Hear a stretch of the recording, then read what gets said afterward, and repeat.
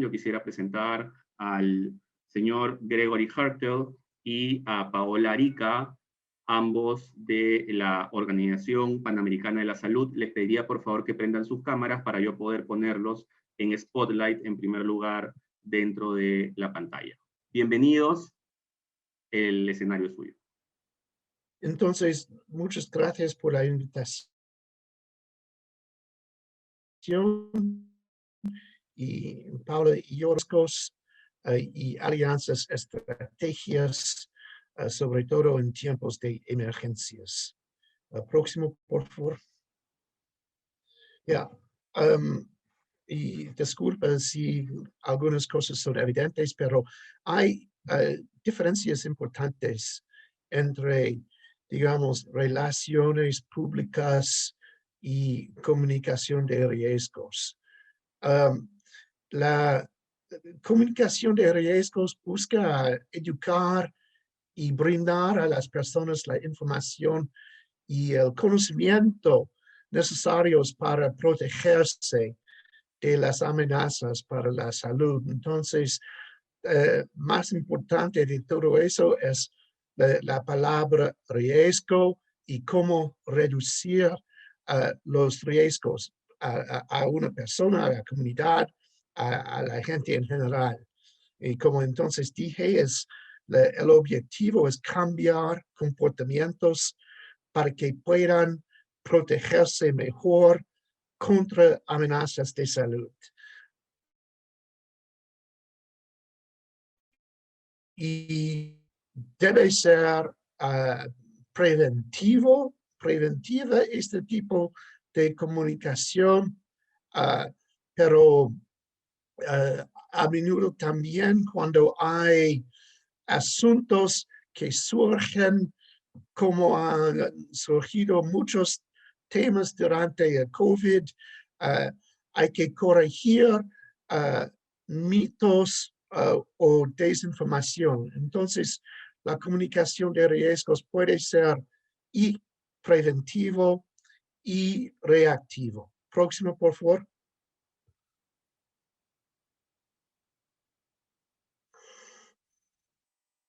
Ya, entonces acabo de decir que un poco sobre este tema ya, que hay diferencias importantes entre comunicación de riesgo y relaciones públicas.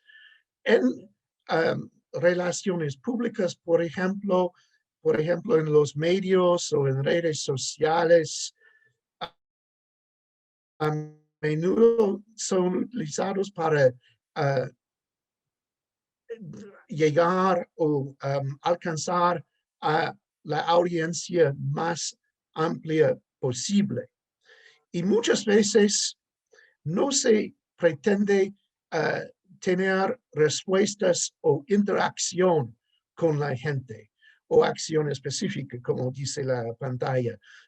Es más para compartir informaciones, pero también en los medios masivos o en redes sociales se pueden utilizar también para comunicación de riesgos, pero hay la diferencia muy importante que, como dijo aquí en inglés, RC, comunicaciones de riesgo, por otro lado, busca que las personas comprendan las amenazas y desarrollen comportamientos protectores. Y por eso tiene que ser o tiene que haber a menudo una interacción para explicar, ayudar a la gente, a las comunidades a cambiar comportamientos, a protegerse. Y también las comunicaciones de riesgo son mucho más ciblado o dirigido a grupos específicos, porque cada grupo por edad o por grupo social o por religión, idioma, cultura, van a quizás comprender distintamente qué hacer, qué es el peligro y cómo protegerse. Entonces, Por eso, las comunicaciones de riesgo son mucho más intensivo en términos de recursos humanos y difundir materiales y informaciones. Próxima pantalla, por favor. Ya. ¿Y por qué entonces las comunicaciones de riesgo son importantes? Bien hecho, puede salvar vidas este tipo de comunicaciones. Como ven a la izquierda aquí, hubo un asunto al principio de la pandemia con el consumo de dióxido de cloro. Y en varios países, al menos 2 o 3 que conozcamos bien, hubo muertes por este consumo, porque habían rumores que habían circulado. Entonces, era muy, muy importante corregir esta información, explicar cómo era erróneo para salvar virus. Y como dice aquí, hemos visto otros ejemplos durante la pandemia sobre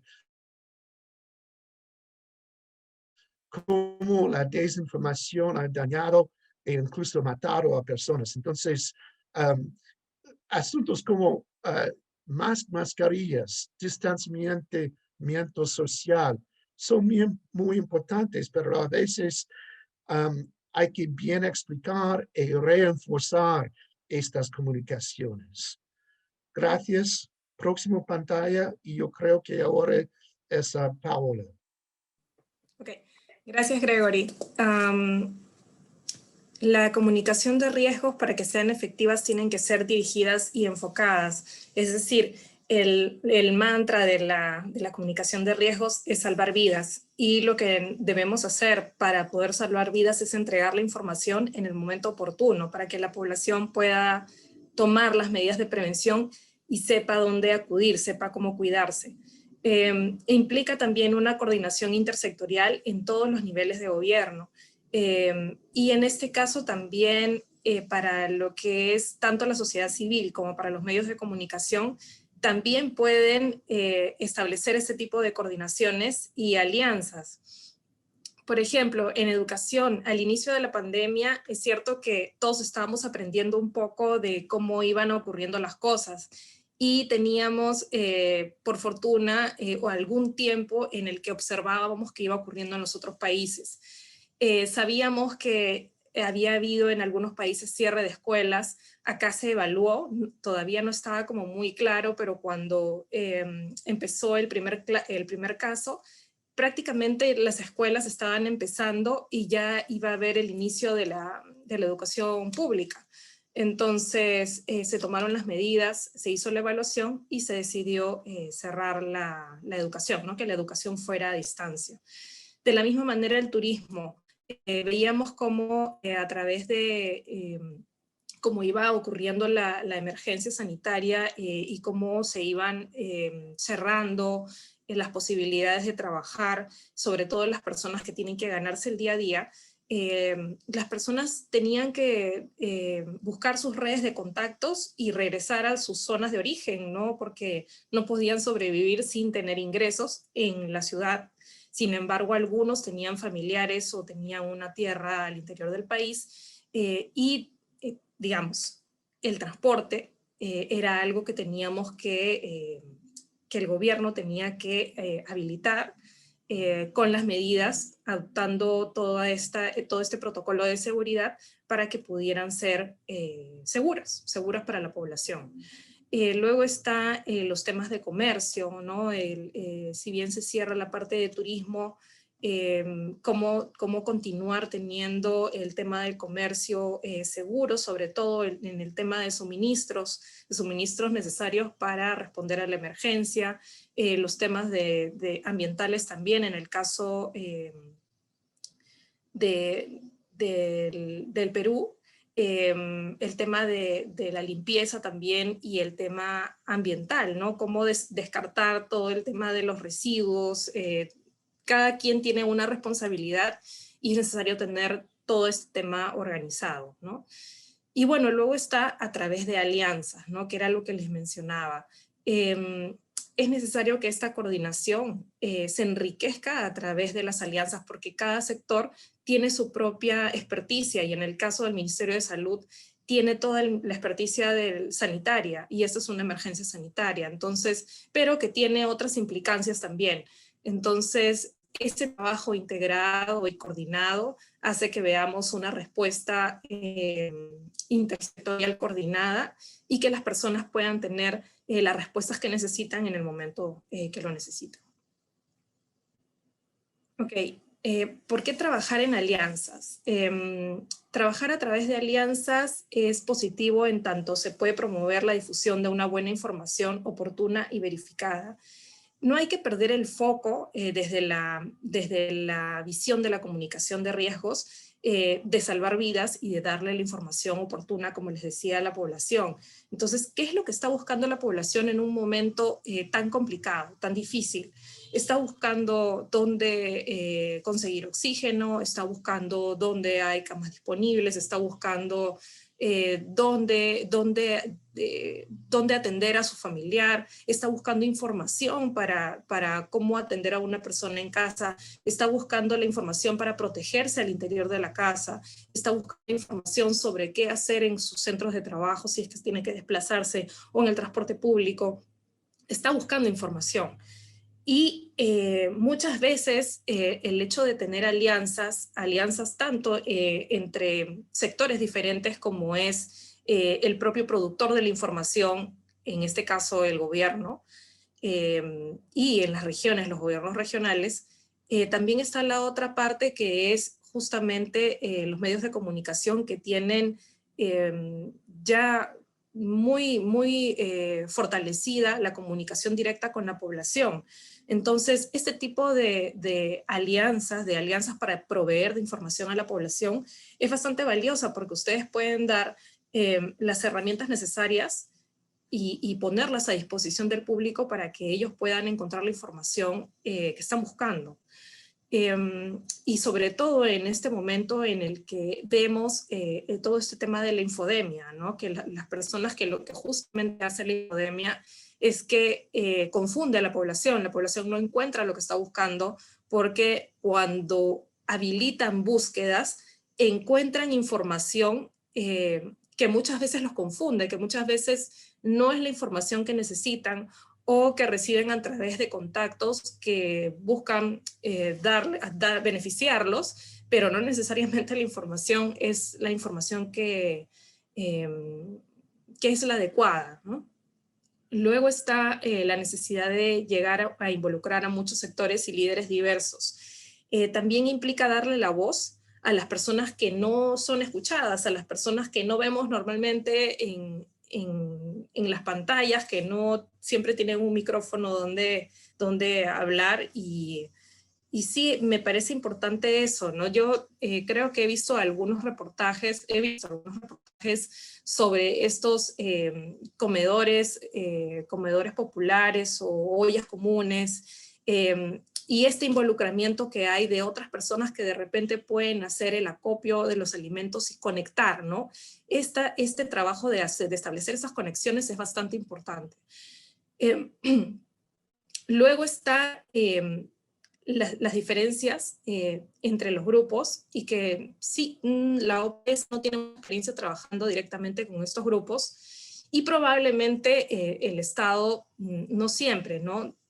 Sé que existe también dentro del Ministerio de Salud, eso ya lo mencionarán mis colegas, pero está la parte del trabajo que promueve la participación social y la participación comunitaria, ¿no? Y que se activen todos estos grupos para poder responder a la emergencia, ¿no? A lo largo del territorio nacional.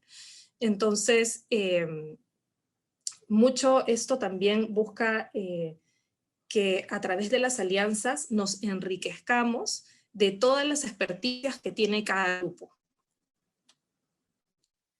Las alianzas pueden ser de distinto tipo, en tanto podemos traducir y adaptar la información a idiomas locales. Tengamos en cuenta que cuando nosotros desde la ciudad, desde Lima, desde la capital, damos la información en un solo idioma, ¿no? En español, damos la información desde nuestra perspectiva, pero no tenemos la oportunidad de alcanzar a toda la población en su conjunto y como sabemos tenemos un país que es multilingüe, es diverso, entonces tener estas colaboraciones con medios en otros lugares del país podría permitir que las personas en otros lugares también pudieran tener acceso a esta información, ¿no?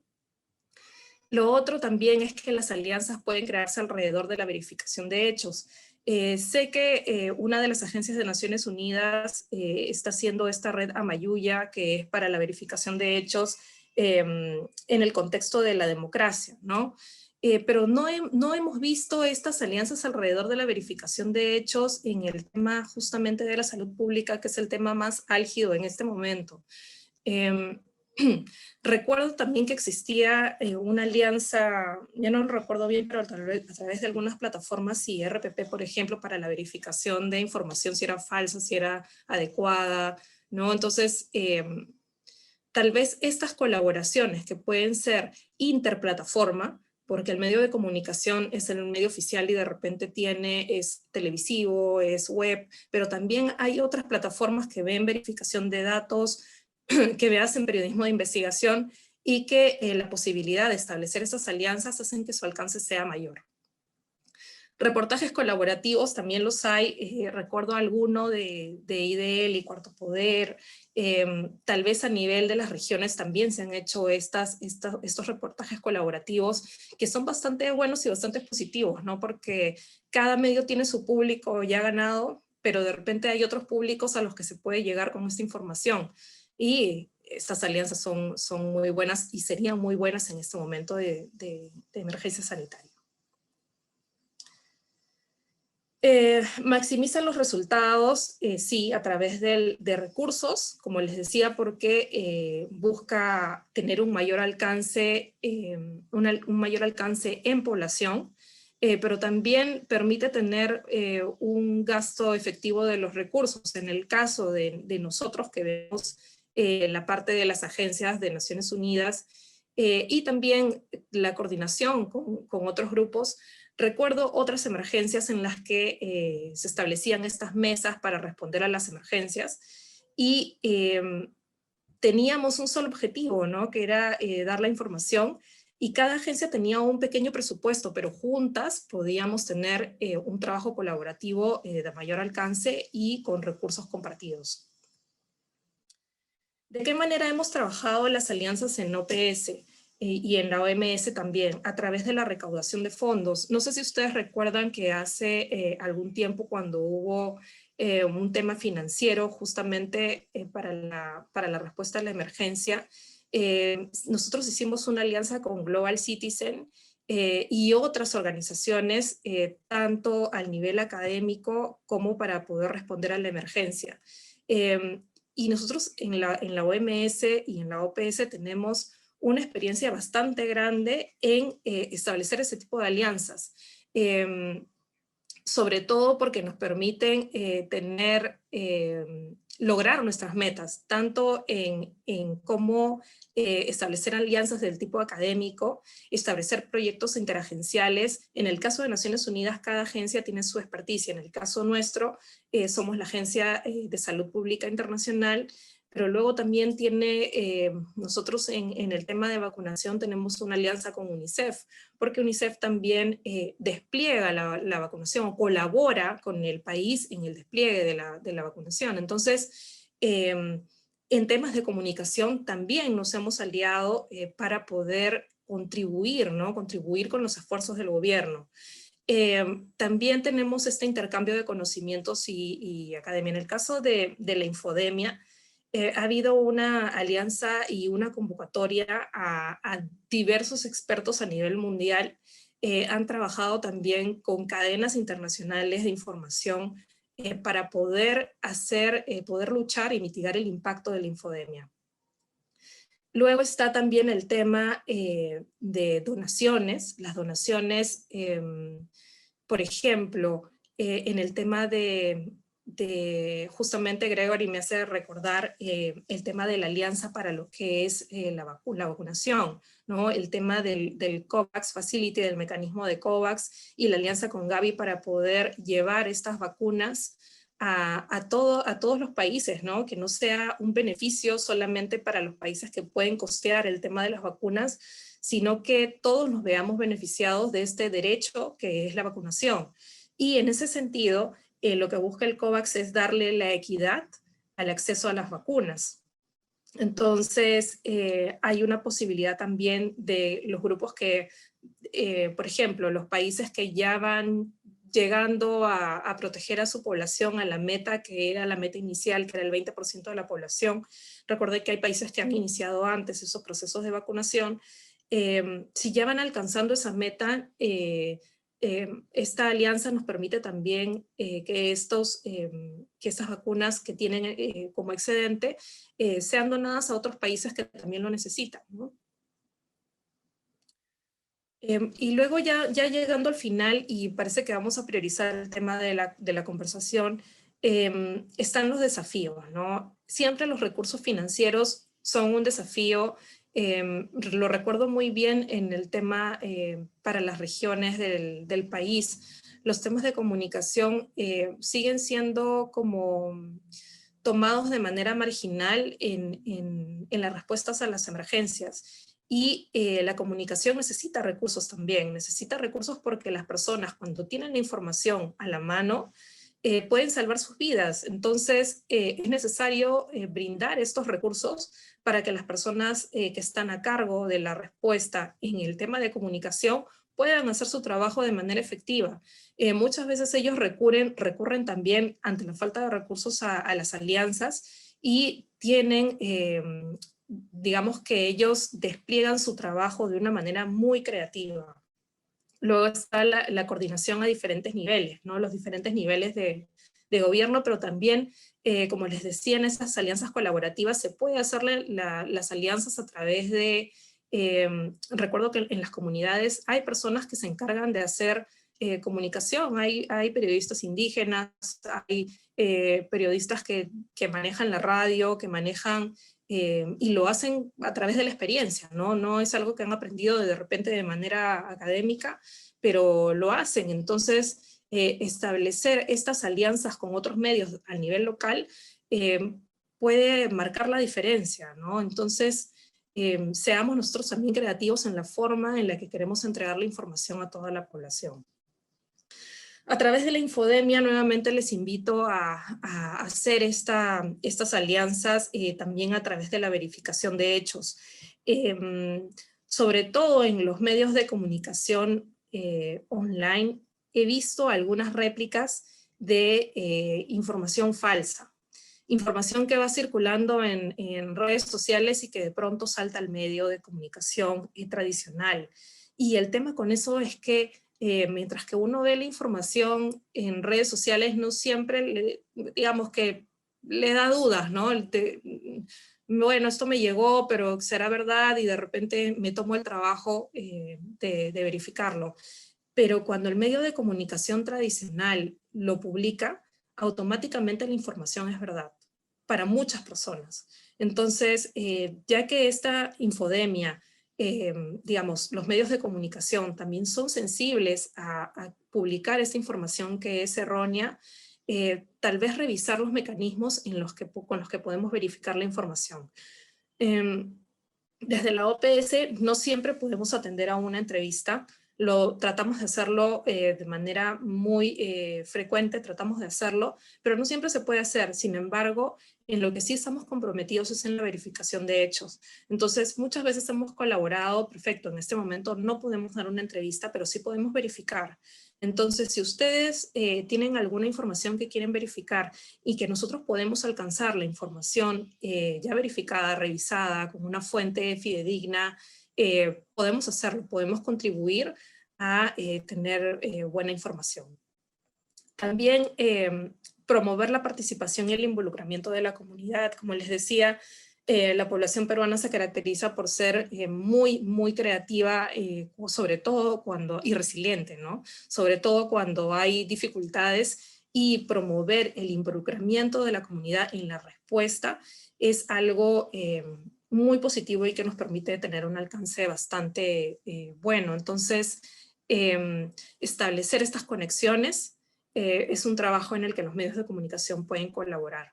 Y luego la vacunación también, porque alrededor de la vacunación hay bastante información falsa circulando. Entonces, quiero tomarme también unos segundos, pese a que no es parte de la presentación, en el tema de la infodemia.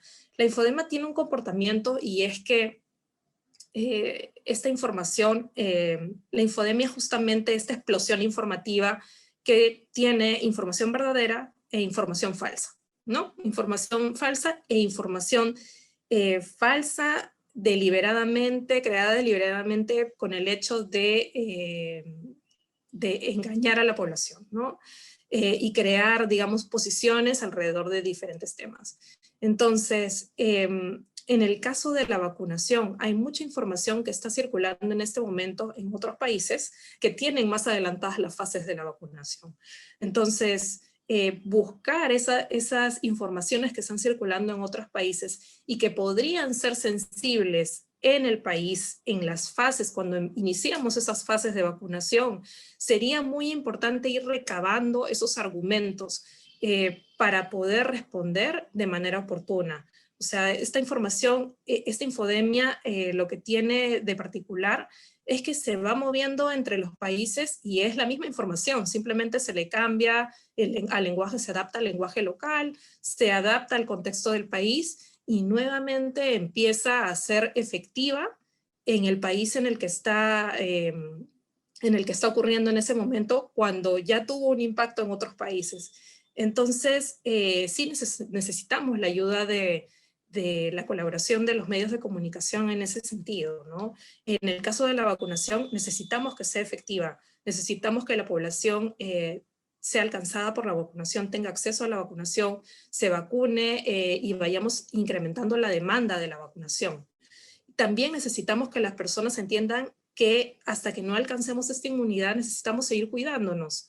Entonces, no perder de vista eso, ¿no? Tener muy claro cuál es el plan del gobierno para poder revisarlo y tener la información y no, a veces también no queriendo verificar cosas que son públicas, que son de dominio público y que de repente los periodistas, por la inmediatez del trabajo, no se dan el tiempo de ir y buscar la fuente, ¿no? De ir y buscar y hacer esa revisión documentaria.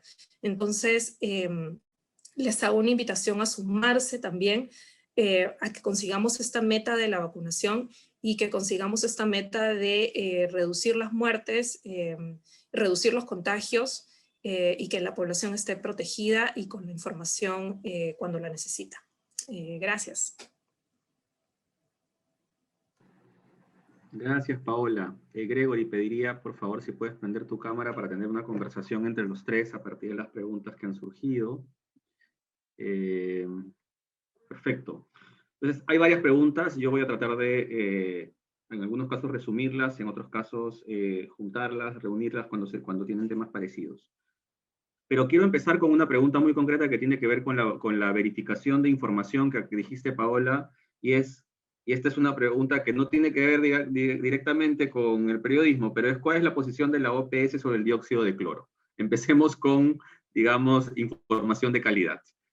No sé si tengan ustedes esa información a la mano o si tienen un enlace para buscarlo si es que no lo tienen a la mano. Pero me parece que estos periodistas que están en todas las regiones y hacen esta pregunta claramente estos son los momentos en los cuales necesitamos validar esa información. Sí, en el caso de la OPS hace una revisión de la información y de las investigaciones que van ocurriendo, y tienen que tener en cuenta que hay investigaciones formales, investigaciones rigurosas, y hay otras investigaciones que no tienen tanta rigurosidad. Entonces, la OPS reúne toda la información y de esa manera da sus recomendaciones y tiene equipos de expertos que colaboran para que la OPS haga una recomendación. En el caso del dióxido de cloro, no solamente dice que no lo, digamos, en el caso del dióxido de cloro la recomendación es no usar, ¿no? Algunas veces nosotros decimos, bueno, digamos, puede ser, dependiendo del país, puede ser, las autoridades hacen las recomendaciones, pero en el caso del dióxido de cloro la recomendación es no usar. Entonces, no sé si tú, Gregory, quieres complementar la información, sobre todo si es que tenemos este intercambio de conversaciones, yo puedo ir buscando la información e irles poniendo las guías técnicas por el chat para complementar. Yo creo que tu respuesta era bastante completa.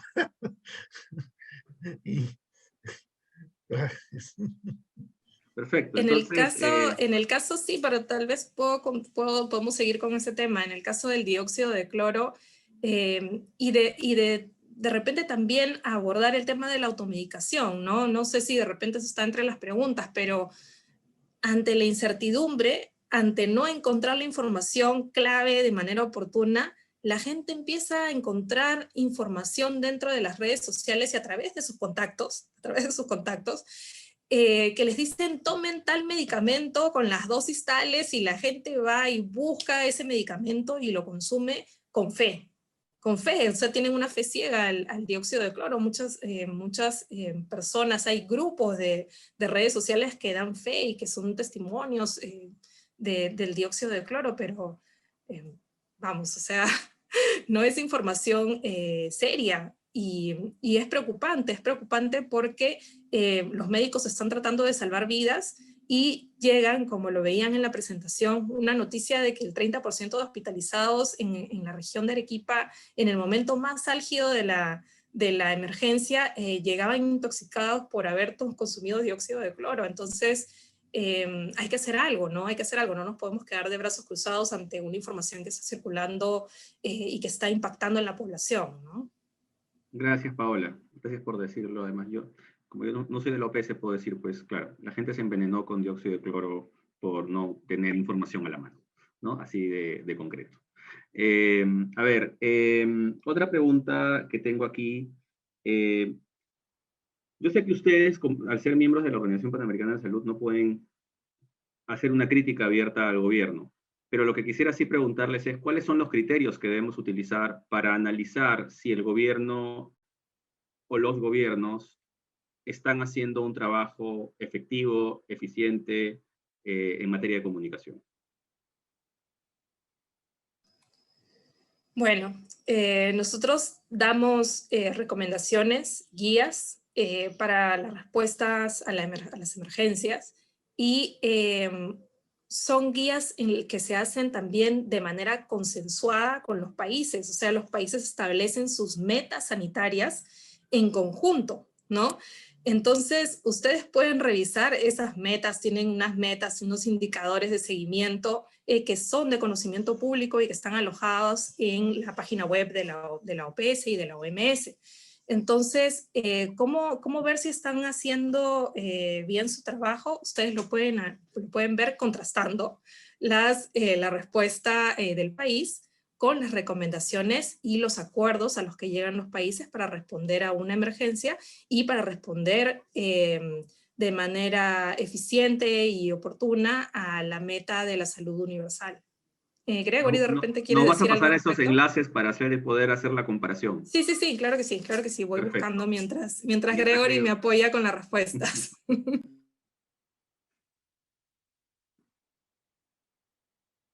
Gregory, tu audio, por favor, no te olvides. Sí, no, estaba leyendo los mensajes. No, es verdad que no hay, digamos, de la parte de la OPS o OMS, recomendaciones, consejos de las mejores prácticas. Y hay de mejores poder seguir esos. Yo tengo otra pregunta aquí que me parece fundamental y que tiene que ver con algo que se está mencionando aquí. Uno de los grandes problemas que ha habido, acabo de resumir varias preguntas, uno de los grandes problemas que ha habido durante la pandemia es que la información ha ido cambiando. Entonces, un día nos decían una cosa, otro día nos decían otra cosa. De hecho, creo que es el caso además de la ivermectina, que en un momento incluso el gobierno había publicado al respecto la autorización para utilizarla, y luego ya empezamos a escuchar que ya no hay que utilizarla. Entonces, ¿cómo lidiar con una situación en la cual la ciencia y los gobiernos van cambiando constantemente de posición, dado que esta es una situación muy sui generis en la que estamos aprendiendo en el día a día? Bueno, la ciencia, cuanto más experiencia tengamos con un asunto, con una enfermedad, con un brote, cuanto mejor sepamos lo que es válido científicamente. Y entonces la ciencia evolúa y por eso puede haber cambios. Cuando más sabe mejor, entonces tenemos que afinar recomendaciones. Ahora quieres agregar algo al respecto tú por esta pregunta. Yo sé que lo estoy poniendo preguntas difíciles, pero es lo que viene también de la gente. Sí, yo creo que tendría la misma respuesta que Gregory. O sea, esta emergencia sanitaria es completamente nueva. O sea, el inicio de la pandemia, cuando empezó a llegar la información, no sabíamos absolutamente nada. Y la ciencia iba avanzando y las recomendaciones se iban adaptando. No es que nosotros sabemos todo desde el inicio y automáticamente lo vamos a conocer. Primero, nosotros nos basamos en las recomendaciones de los expertos, como les decía, expertos a nivel mundial. Entonces, lo que siempre decimos es que los países son soberanos y toman sus decisiones, y uno tiene que seguir las recomendaciones que les dan sus autoridades sanitarias.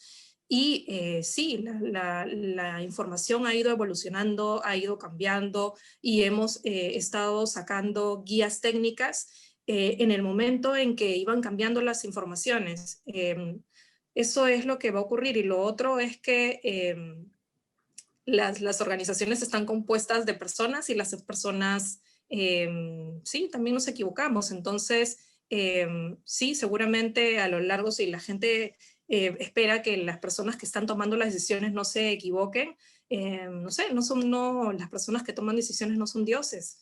Entonces, sí, tengan la plena confianza de que las personas que dan las recomendaciones las dan en el momento en el que saben que son propicias, en el momento en que les llega la información, y para que las personas puedan protegerse.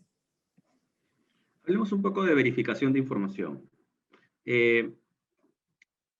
Yo siento que hay capas, ¿no? Es decir, como, digamos, cuando estamos en la OPS en diferentes niveles, ¿no? O en una universidad como la Universidad de Lima, digamos, tenemos cierto acceso a plataformas de información, a expertos, ¿no?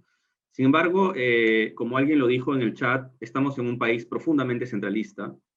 Entonces, ¿cómo hacemos cuando tenemos un periodista en Loreto, en Puno, en Huancayo, en Piura, que no necesariamente tiene el acceso a todos estos expertos a los cuales nosotros tenemos acceso quizás? Entonces, pero sí tiene ese periodista, esa periodista, toda la voluntad de verificar la información. Entonces, ¿cuál sería una recomendación por ese lado? Hace un rato tú dijiste, Paola, por favor, escriban a la OPS a verificar. ¿A quién escriben? ¿A dónde escriben? ¿Cuál es ese correo electrónico, ese número de teléfono a los que les podemos decir a estos periodistas en este momento, ok, acá pueden verificar y acá los podemos ayudar, o utilicen estas páginas web? Nosotros tenemos una página web que ha estado a lo largo de la presentación. Me disculpo si es que no la he hecho evidente durante la presentación, la voy a colocar en el chat, pero tenemos varias páginas de información que dar. Aprovecho la oportunidad también para decirles que la OMS tiene al menos 2 veces por semana conferencias de prensa, y están traducidas a los 6 idiomas oficiales, ¿no? Es cierto que dan la información en el caso, bueno, para América Latina, español, ¿no? Entonces, se da la información. Si ustedes se quedan viendo toda la presentación de la conferencia de prensa, ven también las preguntas que son preguntas de tipo internacional, de lo que está ocurriendo en los otros países, pero que son vigentes también para el país, ¿no? Y lo otro está en las conferencias, una vez por semana la OPS tiene una conferencia de prensa que es los miércoles, casi siempre es a las 11 de la mañana. Y también nos pueden seguir a través de las redes, de las plataformas de redes sociales. Tenemos cuentas de Facebook. Todos los países en los que la OPS tiene representación tienen una cuenta de red social oficial, y también está la página web del país y la página web regional.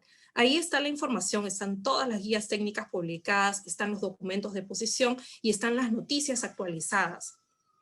Si ustedes haciendo estas búsquedas no encuentran la información, pueden hacer también las consultas a través de un correo electrónico, y a través de la misma página web se pueden hacer consultas. Normalmente nos distribuyen la información, las consultas que van llegando a través de la página web nos las distribuyen para que nosotros demos una respuesta oficial. Lo otro está buscar también las páginas oficiales del país, ¿no? Tanto las del Ministerio de Salud como las de los ministerios que tienen la información, sobre todo porque a nosotros a lo largo de la emergencia nos han llegado consultas sobre cosas a las que no respondemos, ¿no? Como ayuda humanitaria, tipos de ayuda humanitaria. Nosotros al inicio de la emergencia hicimos un guión con enlaces para poder darle la información a la población en ese momento, porque sabíamos que había mucha incertidumbre, ¿no? Mucha gente que en ese momento necesitaba saber dónde alimentarse, o a qué programas sociales debía acceder, o si era víctima de violencia, a dónde llamar. Entonces, no está de más repetir esta información, o dónde hay un albergue si en ese momento necesito salir de mi casa. Entonces, estas alianzas permiten poner en manos de la población dónde acudir. Hay tantas ONGs, tantos albergues, ¿dónde están ubicados, ¿no? Entonces, sí, eso es bastante importante, que podamos, como les decía al inicio de la presentación, poder servirnos de estas alianzas, ¿no? Poder servirnos de estas alianzas y poder poner en manos de la población la información. Sobre ese punto de las alianzas, creo que por lo que estoy leyendo, al público le ha quedado clarísimo que las alianzas son importantes. La pregunta es, ¿qué sugerencias dan ustedes para una alianza efectiva? Para, digamos, ¿cómo establecer esta alianza? Creo que ya hemos llegado a un estadio adicional, ¿no? El primero es, entendamos que necesitamos estar aliados. Sí, ya lo entendimos. Siguiente estadio. Y ahora, ¿cómo empezamos ese proceso? ¿Qué experiencia pueden contar? Bueno, desde mi experiencia como organismo internacional, ¿no? Como parte de un organismo internacional, hemos conformado diferentes mesas de trabajo, ¿no? Mesas de trabajo con la sociedad civil y con los sectores, ¿no? Con los ministerios a nivel regional, con los gobiernos regionales y a la vez con las personas encargadas de los sectores en el nivel regional. Como les decía en la presentación también, ustedes pueden establecer alianzas con otras plataformas. Es decir, si ustedes son un medio de comunicación de televisión, pueden hacer una alianza con un medio web, pueden hacer una alianza con un líder comunitario que les puede brindar información desde el terreno, pueden hacer alianzas con autoridades para poder tener información, o con la academia, con las universidades que de repente pueden procesar información. Perfecto, tenemos una sala de Open COVID o tenemos una sala de la Dirección Regional de Salud que tiene información que de repente epidemiológica que yo no siempre entiendo, y de repente el epidemiólogo está tan ocupado que no siempre me va a poder atender. Entonces el hecho de poder buscar a una universidad y a una persona, a un profesional capaz, que tú sabes que responde también a una organización seria, me puede ayudar a analizar esa información, ¿no? Ese es el tipo de alianzas, tanto para darle la voz a los líderes locales, para enriquecerme a través de un buen análisis de información, y también para tener un mejor alcance a través de diversas plataformas. Gregory, no sé si quisieras agregar algo mientras Paola nos pone todos los enlaces que ha prometido en el chat. Bueno, solo para agregar que yo creo que la OPS y la OMS han hecho un esfuerzo muy grande durante esta pandemia de aumentar la información pública en las páginas web, por ejemplo. Entonces, hay mucha información que está puesto al tanto casi cada día hay nuevas cosas. Entonces, vale la pena ir, leer los sitios web de la OPS y de la OMS. Perfecto, ya está poniendo Paola todos los enlaces y también dijiste que hay conferencias de prensa todos los miércoles. Si tenemos, digamos, ese enlace para que los que nos acompañan aquí también entren a esas conferencias de prensa, ¿no? Suscríbanse, les estoy pasando los enlaces de las páginas web. Suscríbanse a los boletines, porque a través de los boletines hay boletines específicos para medios de comunicación. Ustedes se suscriben y les llega regularmente el enlace para escuchar las conferencias de prensa. Y también pueden seguirnos a través de redes sociales, ahí también ponemos la información en simultáneo, ¿no? Para que ustedes puedan acceder. Sí, Paola, creo que estás poniendo, ahora acabo de ver, estás compartiendo solo a panelistas. Te pediría discúlpame que donde dice tú, pongas all panelists and attendees, arriba justo donde escribes en el chat. Y ahí vuelvo nuevamente, a compartir. Sí, bueno, mejor así compartes todo junto. Gregory, mientras ella pone, tengo una pregunta acá.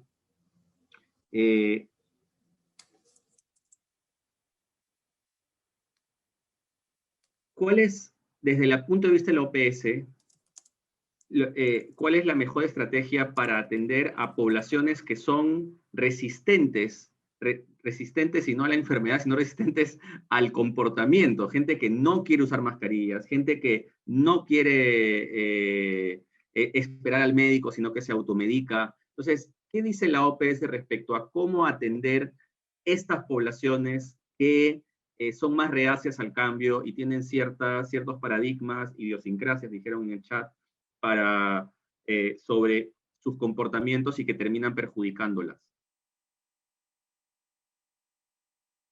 Bueno, yo creo que eso es el punto esencial a veces de las comunicaciones de riesgo. Y hay que hablar mucho, hay que hablar efectivamente y esperemos que esté bien recibido.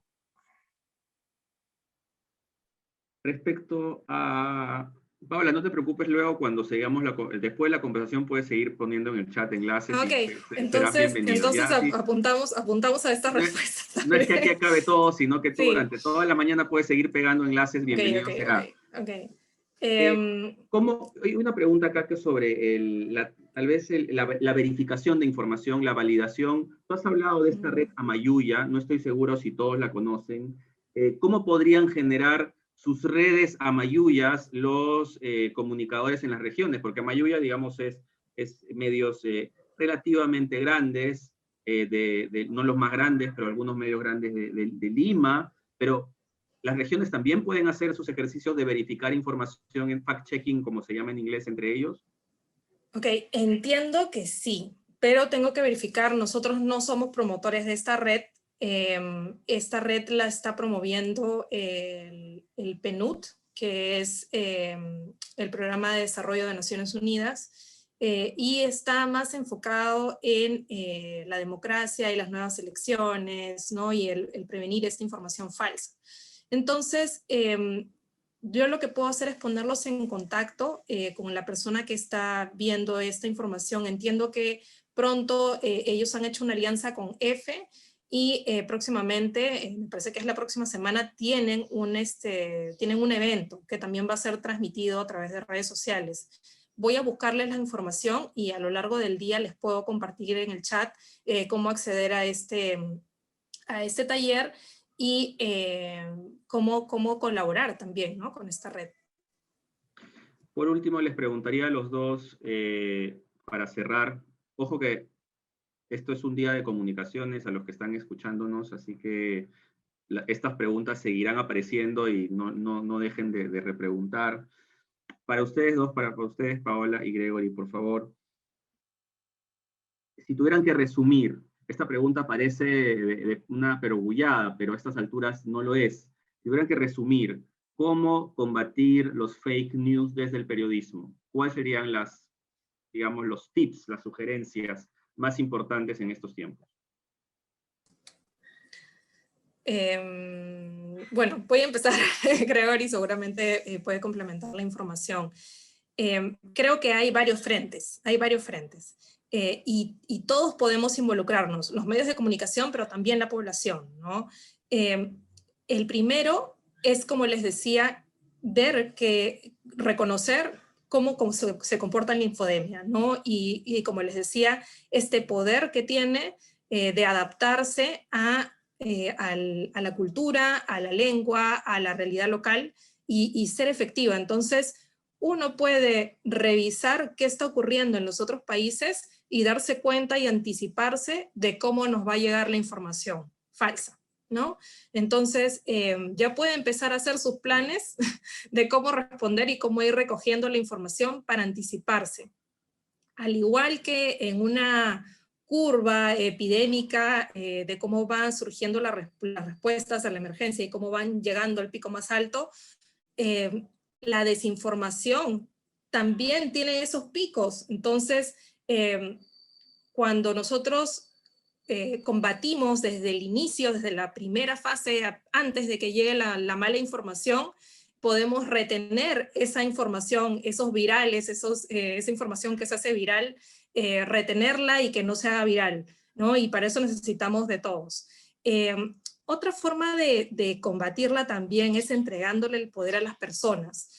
La OPS ha hecho alianzas con muchas plataformas de redes sociales para retener la información y muchas redes sociales han evolucionado y nos dan la posibilidad de reportar la información falsa, pero los usuarios no conocen, no saben cómo utilizarlo muchas veces, no todos los usuarios promedio de las redes sociales saben cómo retener esa información, y si se dan el tiempo de verificar la información, cómo decir esta información a mis contactos, esta información es falsa, ¿no? Entonces, de repente, el hecho de entregarle el poder al ciudadano y el poder darle las herramientas para que el ciudadano pueda reportar, también es una forma de retener esa información falsa, ¿no? Creo que esas son las dos recomendaciones que daría. No sé si, Gregory, quieres dar algún aporte extra a esta parte de cómo retener la información falsa. Bueno, es que solo quiero decir que, por supuesto, combatir la información falsa, o como la llamamos la infodemia, es un reto de máxima prioridad para la OPS y la OMS. Y estamos trabajando y intentando de hacer alianzas con muchas organizaciones para corregir, para filtrar, para reconocer y para difundir informaciones correctas, pero es un desafío constante. Quiero aprovechar porque he visto una pregunta sobre la ivermectina. Sí, eso les quería preguntar. Quiero aprovechar para decirlo. Dos preguntas, Paola, sobre eso. Disculpa que te interrumpa. Sí. Posición sobre ivermectina y posición sobre pruebas rápidas. Ok.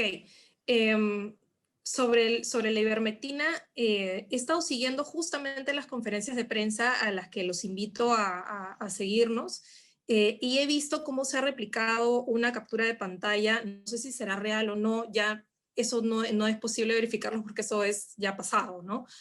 No sé si efectivamente salió en algún medio de comunicación, pero sí quiero hacer las dos diferencias, ¿no? En una de las conferencias de prensa, una de las expertas mencionó que había algunas investigaciones sobre el uso de la ivermectina como tratamiento como tratamiento, es decir, con personas que tienen COVID, que son positivas al COVID. Entonces, las personas que están que hay muchas investigaciones del uso de ivermectina como tratamiento. Sobre esas investigaciones, todavía no tenemos una posición. Se está haciendo un análisis de toda la información disponible para poder tener una posición de la OMS sobre la recomendación o no recomendación. No ha sido parte de los ensayos Solidaridad sobre el tratamiento, sobre los tratamientos que se están utilizando en diversos países. Sin embargo, se va a hacer una revisión de esta información. Lo otro es el uso de la ivermectina como tema preventivo. Sobre eso no hay información, sobre todo en ese sentido. No hay una recomendación, no he visto ninguna recomendación seria sobre el uso de manera preventiva en casos de gente que no tiene nada, que son personas sanas. Entonces, creería que la recomendación es no automedicarse, no tomar, si uno está sano, ¿para qué vamos a tomar medicamentos? ¿Para qué tomarlos? Y la otra pregunta, creo que hiciste una segunda pregunta. Las pruebas rápidas. Hay dudas sobre las pruebas rápidas que quisiera, no sé si ustedes tienen una posición al respecto. Yo sé que hay una guía técnica sobre el uso de pruebas, las recomendaciones que nosotros hicimos desde el inicio de la emergencia y hemos colaborado con los países en utilizar las pruebas de PCR en tiempo real, ¿no? Hemos hecho mucho trabajo en ese sentido. Y luego están estas pruebas rápidas de antígenos, ¿no? Que son pruebas a través de un hisopado también, que dan los resultados de una manera muy, muy rápida. Son las dos pruebas que son recomendadas, pero luego también estas pruebas rápidas se pueden usar a manera de investigación o tienen otros usos. Entonces, también entendemos que el país se iba adaptando de acuerdo a las situaciones. En un momento de escasez hicieron compras, ¿no? Entonces, todas las herramientas, todos los suministros que están a disposición en el mercado en un momento de emergencia han sido parte de la respuesta, ¿no? Sobre las posiciones respecto al uso de estos suministros, les voy a alcanzar la información a través del chat. Excelente. Gregory, algunas palabras para ir cerrando ya porque tenemos que entrar en el siguiente panel. No, estoy muy bien, gracias. Gregory, Paola, muchas gracias. Por favor, les invito a continuar la conversación a través del chat.